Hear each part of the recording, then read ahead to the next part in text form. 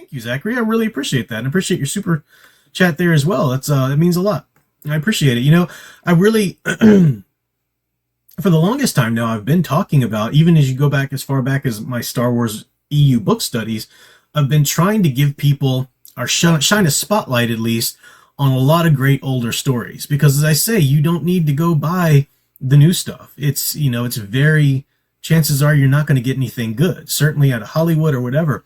And so I have been trying to, shine a light on the good stuff. And that's what I've got for you tonight. I got a stack of reviews here, some really solid stuff that's easy to find and that you can just enjoy. And I'm going to start with some Superman stuff. Let's move into some reviews now before I before I lose my voice here entirely. So first, as I promised, I'm going to segue in with some Superman reviews and recommendations here. And then we're going to get into some other stuff. I'm going to end with a holiday recommendation, which is really quite good. All right, so as I said, for the Batman old comics I've been reading, I was going into the 90s and rereading The Legends of the Dark Knight. So great, that classic run. I did pick up some holes, filled in some holes in my collection, so I've got the original Shadow of the Bat, the first part of that run, and that was great too. I'm going to go back to that. But as I said, for Superman, I did buy on my comic shop trip the other day. If you look at my long box shopping video, I got some of the Man of Steel run from the 90s, 94, with Simonson and Bogdanov. Really great stuff, but I really wanted to go back to the beginning of the Man of Steel run in the 80s with John Byrne. So I've got Man of Steel 1. This is the graphic novel that collects the first one. They've got like 9 sets of these that collect the Superman stories of that era. The first one is issues 1 through 6. And to set this up, I know Superman fans or comic book fans already know this, bear with me, but a lot of people don't.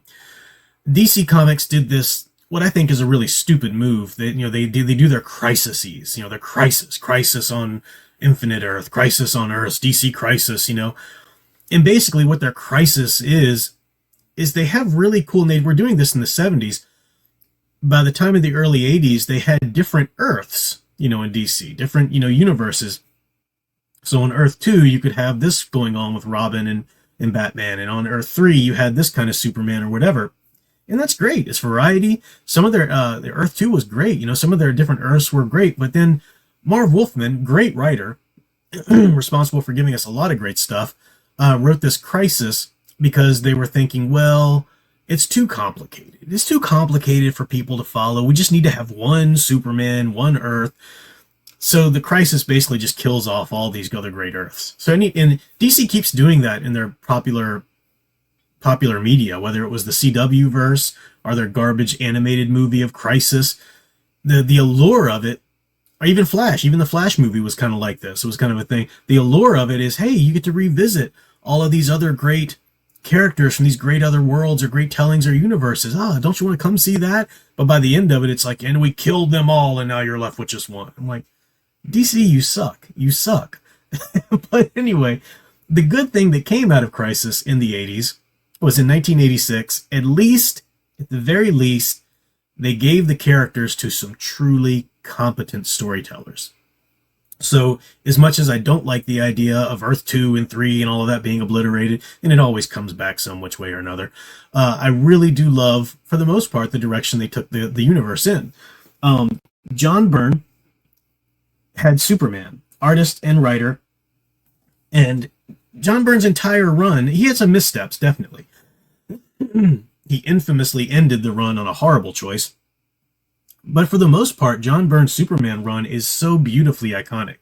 It is so wonderful. In fact, a lot of the images, if you're a classic image, person of Superman, a lot of the images you've seen probably come from John Byrne's run. He really understood the character. He depowered him a little bit. And I'll fight anybody who tries to tell me that Superman's overpowered.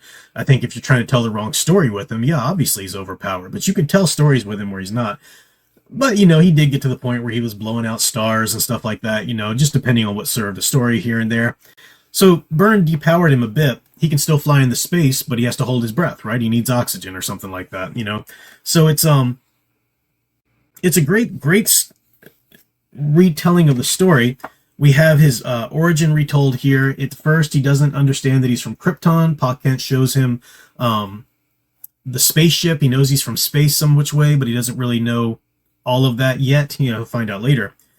Uh, Ma Kent makes the suit for him. It's brilliant. You can tell there's a lot of inspiration from the Donner film because it was just that was the Superman that was in people's consciousness, even though that was a Superman of the Silver Age very much, and we're going forward here into the to what they called the modern age at the time, or Bronze Age. Maybe it was Silver Age, Bronze Age. Sometimes those run together a little bit, but this was more the modern age Superman.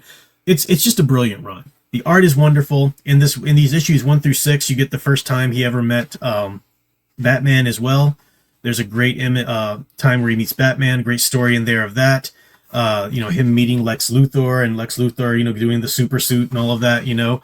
So it really just sets up so much. If you're a classic Superman fan, this just sets up so much of what you love, and I recommend it. And it's easy to grab too. You can go back and find, if you've got a good shop with long boxes, you can find Man of Steel issues 1 through 6 of John Byrne. But they're so easy to get. I've got all of these graphic novel collections, and this edition here, I don't know if they're still printed like this, but the pages are still that sort of newspaper print, which I love. I'm not a big fan of older comics in collections like this, and they print them on the slick pages, and it just doesn't feel like the old, print. So it's really great. I recommend that. I would also recommend, he did a one-shot, The World of Krypton, which is beautiful. Beautiful. And it's just sort of a history of Krypton at that point. I hate the fact that the only edition I have of this right now is a reprint they did when they were doing David S. Goyer's garbage Krypton series on Sci-Fi. So I've got an edition where they've got all the crap from their new Sci-Fi series of Goyer, but it's just a reprint of John Byrne's World of Krypton comic, which is pretty good too. It's just some backstory of Krypton and stuff, and a little different than Krypton had been in terms of look and feel, but the same basic idea, the same gist of it.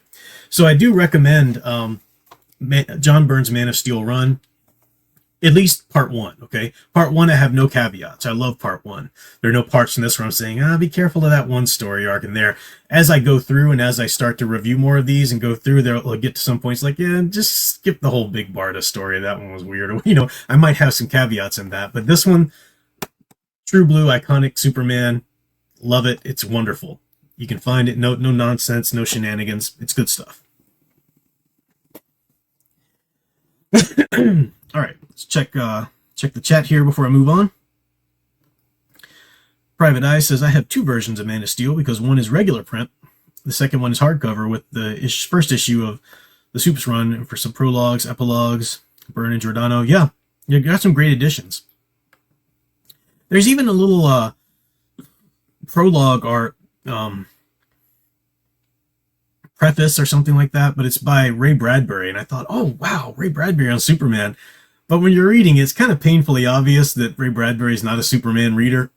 He's just talking about the idea of Superman, and he's saying some nice fluffy things about science fiction and Superman or whatever, but I thought I was going to get a real awesome take, but the man's brilliant, but he can't write brilliance every time he put pen to paper. I don't like the New 52, Gentle Savage, but Dan Jurgen's work on Action Comics Rebirth, wonderful. It's wonderful to have him back. It's the thing that really. Now I like Dan Jurgen's Action Comics Rebirth. That was great, but I truly, dearly loved Tomasi's Superman Rebirth run. That was so brilliant. It was so glorious. It was so fun. All these people who tried to defend the Superman and Lois show to me, I'm like, go back and read Superman Rebirth. That is how you do Superman well with a family. And for Dan DiDio to go, better mess that up. Better shake that up. Something's good, something's brilliant, something's lovely, and people are enjoying it. Better shake that up so we get new readers. I would never do this. But I fantasize sometimes about punching that man in the face. Dan DiDio fired way too late. It was far too little and far too late, and he crapped up so many great things at DC. But I'll move on. I could have my say on that for a while. Let's see. Man, I must have ranted about the trailer for a while.